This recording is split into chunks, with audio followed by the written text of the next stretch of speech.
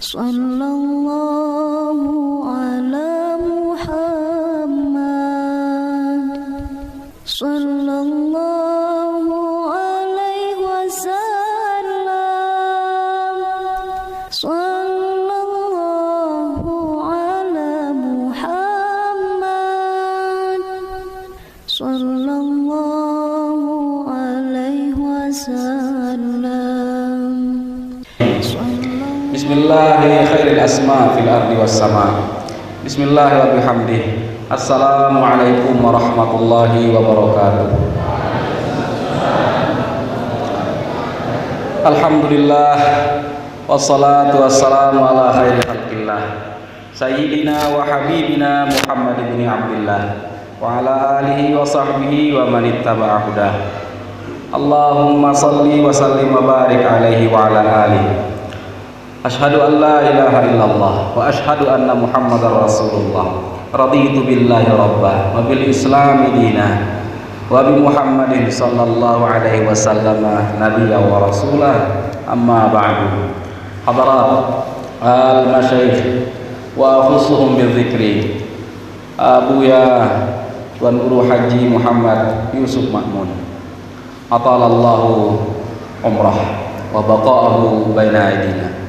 Bapak-bapak, para tuan guru, pengurus masjid, tokoh-tokoh, singkatnya jamaah i'tikaf rahimakumullah. Tadi kita sudah sama-sama mendengar penyampaian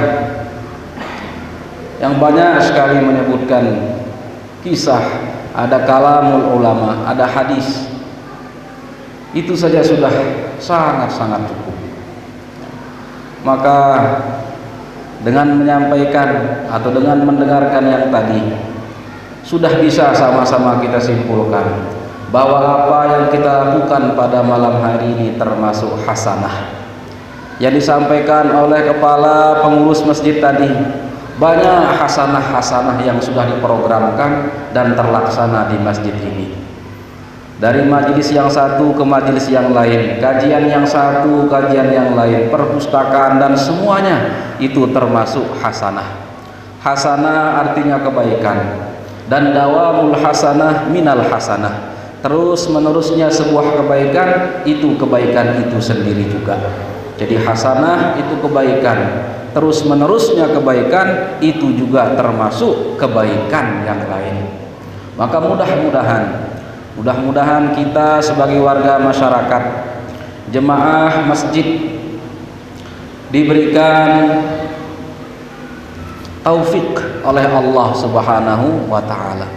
Taufik artinya kekuatan untuk melakukan yang baik. Hidayah artinya pemberitahuan tentang mana yang baik.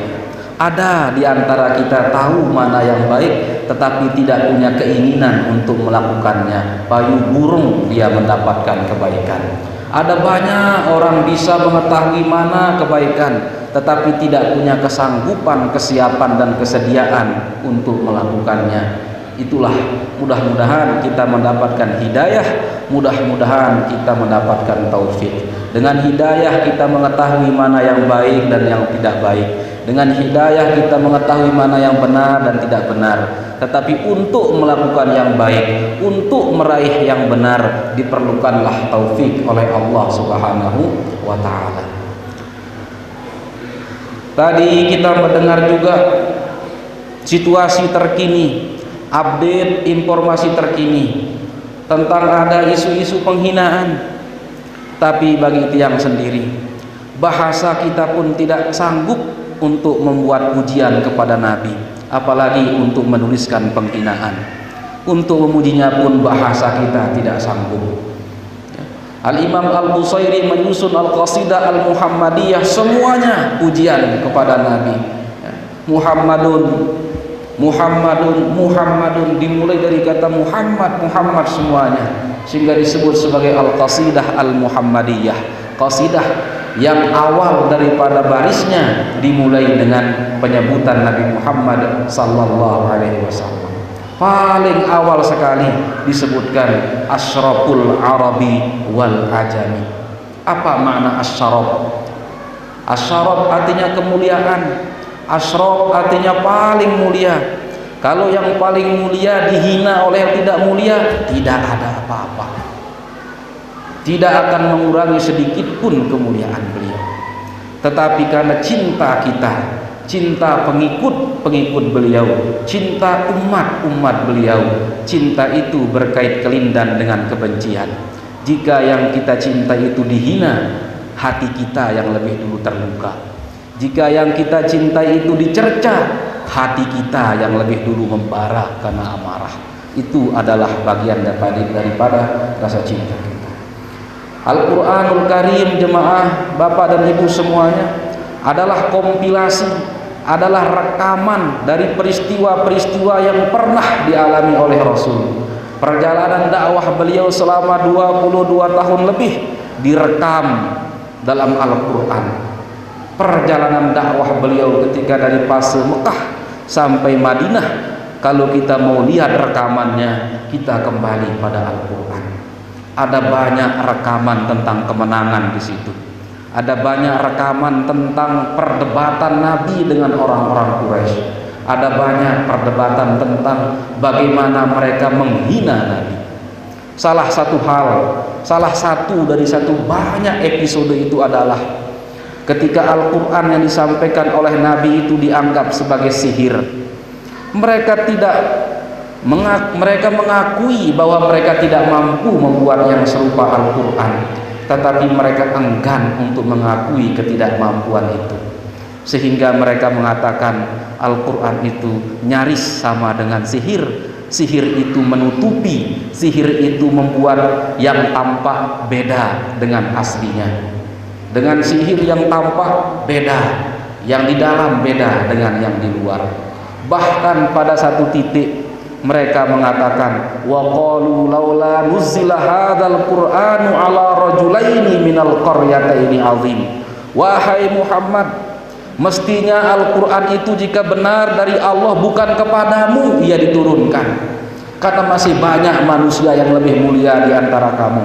Di Mekah ini ada manusia yang lebih kaya daripada kamu, yang keturunannya lebih kuat daripada kamu, kekuatan ekonominya, kekuatan kekeluarganya, kekuatan politiknya, kekuatan senjatanya jauh melebihi kamu. Mereka menyebut Al-Walid ibnul Mughirah.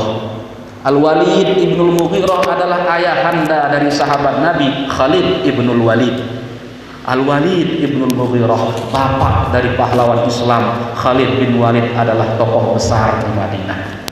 Mereka mengatakan sedangkan di Taif, Qaryatain maksudnya dua desa dalam ayat itu, maksudnya adalah Mekah dan Taif.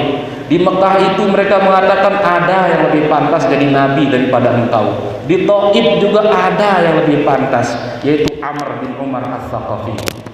Mereka seolah-olah mengatakan yang lebih kaya itu lebih pantas kepadanya diturunkan Al-Quran. Yang lebih kaya, lebih berpengaruh, lebih pantas menjadi ulama daripada yang tidak. Mereka ingin mengatakan orang miskin, orang yang tidak berpunya, yatim dari awal, piatu dari sejak kecil, tidak pantas diturunkan kepadanya wahyu. Tersakiti Nabi, langsung diserang kepribadian Nabi. Waqalu, dan mereka berkata, ya, sesungguhnya Al-Quran itu lebih pantas untuk diturunkan dari tokoh-tokoh yang ada di antara dua kota ini, yaitu Mekah dan Taif. Laula nuzila hadzal Qur'anu 'alal qaryataini azim. Ada yang lebih agung dari engkau. Nabi terdiam. Nabi, sebagai manusia kita bisa merasakan detakan-detakan kesedihan itu. Nabi berdakwah bukannya didengarkan seperti pelungguh yang sekarang ini, tetapi justru dilawan. Bukan hanya wahyunya dilawan, yang menyampaikan dianggap tidak pantas. Tetapi apa bantuan Allah kepada Nabi?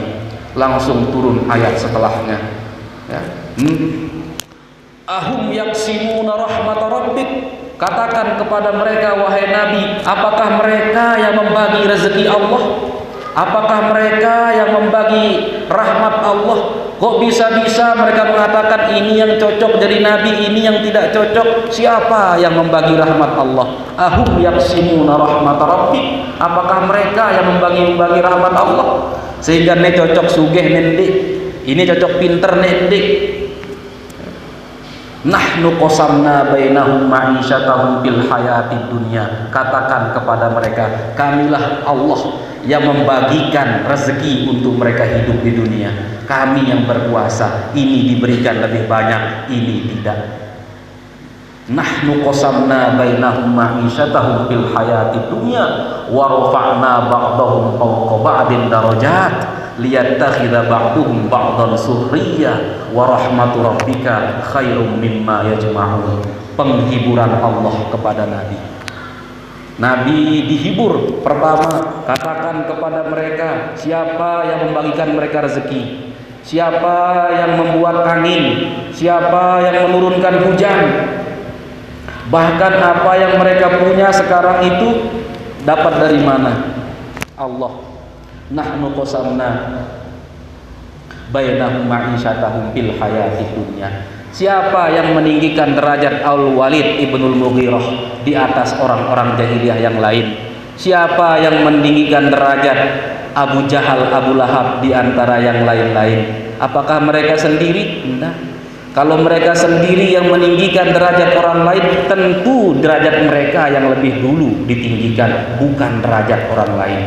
Andai kata kita yang menentukan siapa yang jadi atas jadi bawah, tentu daripada membuat orang lain jadi atas, kita berjulu, kita buat diri kita jadi atas, ya. Tapi hikmah Allah, ada yang dilebihkan oleh Allah, ada yang tidak. Untuk apa? Liyattakhidha ba'duhum ba'dan sukhriya. Andai kata rezeki kita suku, andai kata penghasilan kita suku, kita tidak bisa saling tulung. Andai kata semua kita sugih, tidak ada orang yang bekerja saling tulung. Andai kata semua kita pintar, tidak ada anak sekolah. Sehingga Allah menjelaskan dalam ayat ini, membantu Rasul, menghibur Rasul untuk menjawab kepada ucapan orang Quraisy tadi, sekaligus pelajaran buat kita. Tidak samanya takdir pendait kita, tidak samanya duwe banda kita. Salah satu hikmahnya adalah liyattakhidha ba'duhum ba'dan sukhriya, agar ada orang yang di bawah, agar ada orang yang di atas, agar ada yang bisa disuruh, agar ada yang bisa membayar upah dan ada yang menerima upah. Kalau semua kita sama, tidak ada kita saling tolong. Terakhir, Allah menghibur Nabi dengan katakan kepada mereka, wa rahmatu rabbika khairum mimma yajma'un. Rahmat Allah kepadamu khairun, lebih baik daripada harta-harta yang mereka kumpulkan. Dari sini ada kesalahan yang sangat fatal yang bisa jadi pelajaran buat kita. Yang pertama adalah keduniaan itu, penampakan zohir keduniaan, harta benda, rumah, sawah, kebun dan lain sebagainya, bukan indikator kesalehan, bukan menunjukkan kepacuan. Pacu itu bisa ada pada orang miskin, bisa ada pada orang kaya. Jelek itu bisa orang kaya, bisa juga orang miskin. Yang kedua, mereka ingin mendahului takdir Allah dengan mengatakan ini yang lebih pantas, ini yang lebih pantas. Padahal seperti ucapan Nabi ketika menanya orang yang menjadi saksi, ara'aitas syams, apakah engkau melihat matahari? Yang ditanya menjawab, na'am, ya, ala misliha fashhad audah. Seperti seterang matahari itulah bersaksi, kalau tidak tinggalkan persaksian itu. Ya, pelajaran. Sehingga kembali kepada Al-Quran itu seperti kita membaca rekaman sejarah yang terbukukan dari perjalanan dakwah, bagaimana perdebatan-perdebatannya. Bahkan orang-orang kafir itu pernah meminta Nabi, ketika mereka mengingkari hari akhir, hari kebangkitan, mereka meminta kepada Nabi, kalau betul yang mati itu bisa dihidupkan, coba tolong bangkitkan nenek moyang kita, biar nenek moyang kita itu yang menyelesaikan perkara antara kita. Nabi menyampaikan itu. Nabi itu disebut nabi karena menyampaikan berita. Nabi itu berasal dari kata an-naba. An-naba itu artinya kabar, an-naba itu artinya berita. Amma yatasaalun 'anin naba'il 'azim. Sehingga orang yang menyampaikan berita itu namanya nabiyun, berita. Maka kita pun di sini menyampaikan berita. Dan dalam menyampaikan naba dan dalam menyampaikan berita, pelajaran yang kita dapat dari potongan ayat tadi adalah segaib apapun perintah berita itu disampaikan oleh Nabi, Nabi pertama dulu yakin. Sebelum menyampaikan berita, sebelum menyampaikan informasi tentang hari akhirat, Nabi yang lebih dulu yakin. Artinya apa? Kalau kita ingin menyampaikan berita, kita lebih dulu yakin dengan kebenaran berita itu sebelum kita sampaikan. Yang menyampaikan seperti ini berarti tiang yakin dengan apa yang tiang sampaikan tadi. Begitu pula kita, pelajaran dari Nabi adalah yakini dulu kebenaran berita sebelum menyampaikannya. Jangan sampai kita sendiri tahu itu gosip, tahu itu fitnah, kita sampaikan ya, padahal tidak seperti itu. Sehingga kita semua ini akan menjadi penyampai berita. Seperti disampaikan tadi, warisan kenabian itu bukan dinar, bukan dirham, bukan istana, bukan permata, akan tetapi ilmu. Tetapi ilmu itu disampaikan dengan cara apa? Ditransfer dengan kata-kata, dipindahkan dengan bahasa. Dan dalam perpindahan itu kerap terjadi godaan dan ujian. Artinya apa? Artinya apa? Semua kita ini akan menyampaikan berita. Ibu akan menyampaikan berita kepada anaknya. Dendek nyumpal gorokna elahmu nanti di akhirat. Yakin dek si berita itu? Dendek tokol lelawang macel kamu laun katanya. Yakin nanti dengan berita itu? Guru juga menyampaikan berita kepada murid bahwa 4 kali 6 sama dengan 6 kali 4 dalam soal hasil. Kalau dalam proses beda. Harus yakin. Sehingga kita semua ini sebagaimana kata ulama, aqamakallahu fil asbabi faka'annahu amaraka biha. Allah menakdirkan kita di sini, meletakkan kita pada posisi kita sekarang ini, seolah-olah Allah memerintahkan kita untuk melakukan di mana Allah meletakkan kita. Allah meletakkan kita menjadi pengurus misalnya, berarti Allah memerintahkan kita untuk mengurusi masjid. Allah meletakkan kita menjadi posisi seorang ayah misalnya, berarti Allah memerintahkan kita menjadi ayah yang baik. Allah meletakkan kita menjadi murid ya, maka seolah Allah memerintahkan kita menjadi murid yang baik. Aqamakallahu bil asbab. Allah menempatkanmu pada sebab-sebab. Faka'annahu amaraka biha. Itu artinya Allah sedang memerintahkanmu untuk memanfaatkan sebab itu untuk sampai kepada musabab hal yang lebih baik. Bapak dan Ibu semuanya, kehidupan kita ini bukan melulu soal kita. Hukum-hukum Allah ini bukan melulu soal kita. Ada hal-hal yang di luar, tidak berkaitan secara langsung dengan kita. Dalam hukum Allah misalnya ada namanya as-sabab. As-sabab itu ma yalzamu min wujudihi al-wujud wa yalzamu min adamihi al-adam. Yang namanya sebab itu adalah lamun arak pepasak lain, lamun dinarak pepasak lain. Dalam agama kita dicontohkan, lamun deman tenggelam matahari, tenggelamnya matahari menjadi sebab wajibnya sembahyang maghrib. Sehingga lamun deman tenggelam, deman wajib sembahyang maghrib. Jika jangankan yang lain-lain tentang ayat kauniyah, tanda-tanda ini saja. Kalau tentang Nabi, tentang sirah, tentang ringkasan, ikhtisar, peringatan maulid, nanti ada yang menyampaikan ya. Kalau kita ini hanya pembuka ya. Sudah dibuka lagi kita buka ya. Tetapi ketahuilah, menjadi pembuka itu sangat penting. Makanya sering kita berharap menjadi pembuka, karena menjadi pembuka itu sangat penting. Bapak-bapak dan ibu-ibu semuanya, mudah-mudahan acara ini ya, yang aslinya bukan ibadah bisa bernilai menjadi ibadah. Ibadah kita ini kan dibagi dua, ada ibadah mahdoh, ada ibadah ghairu mahdoh. Ibadah murni dan ibadah tidak murni. Tidak murni itu artinya aslinya dia bukan ibadah, lalu ini naik derajat menjadi ibadah. Untuk membedakan keduanya mudah.